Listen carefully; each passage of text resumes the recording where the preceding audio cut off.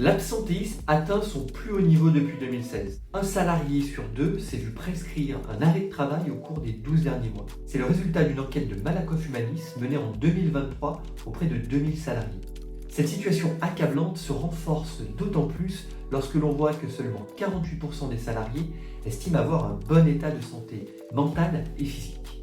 Cette étude met aussi en avant la possibilité pour l'entreprise de mettre en place des actions de prévention. L'absentéisme n'est donc pas une fatalité. 47% des salariés l'expliquent par une fatigue excessive et 40% par des surcharges de travail et du stress. Une seconde étude menée par Alan et Harris Interactive au premier semestre 2022 vient conforter ces résultats. 55% des salariés évoquent subir du stress dû à une forte charge de travail et 71% des salariés déclarent vouloir un changement dans leur vie professionnelle.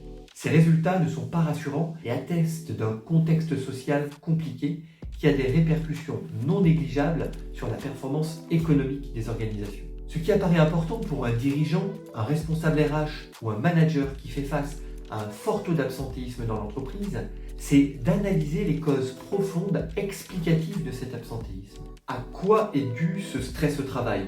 Pourquoi les salariés subissent-ils une surcharge de travail ? Bien souvent, les actions de correction mises en place dans les entreprises portent sur une dominante psychologique du stress au travail, telle que la gestion des émotions ou encore la confiance en soi. Ces approches sont utiles, mais n'apparaissent pas suffisantes dans les organisations car elles n'agissent pas sur les sources profondes du stress au travail. Les problématiques d'organisation du travail, de communication intra- et inter-équipe, de gestion du temps et plus globalement de management.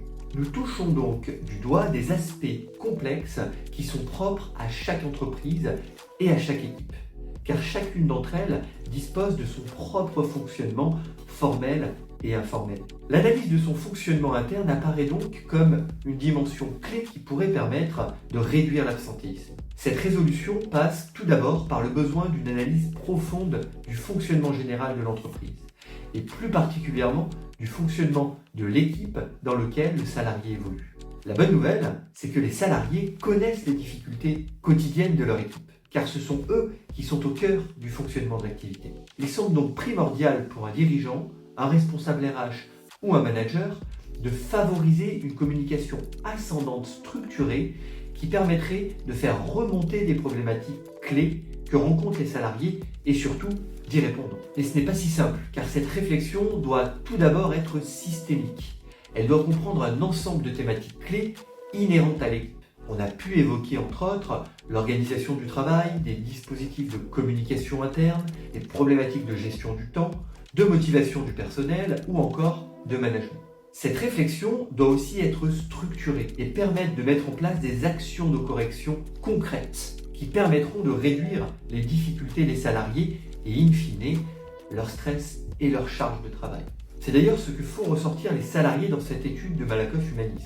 Comme levier de prévention de l'absentéisme, les salariés suggèrent de faire évoluer, premièrement, l'organisation du travail, deuxièmement, les pratiques managériales et troisièmement, d'impliquer davantage le salarié. Face à ces réflexions, il est donc déterminant pour les entreprises d'intervenir simultanément sur le fonctionnement de l'activité de l'équipe à partir d'une approche méthodique et systémique et sur les motivations individuelles de chaque collaborateur. Le management de proximité est donc au cœur du sujet. Ce n'est pas simple, mais un travail d'analyse combiné à des actions concrètes agiront comme effet de levier sur l'implication des salariés et permettront de réduire l'absentéisme au travail et de fidéliser ses collaborateurs. Vous êtes à la direction d'une entreprise, responsable des ressources humaines ou manager d'équipe et subissez un fort taux d'absentéisme, ce n'est pas une fatalité.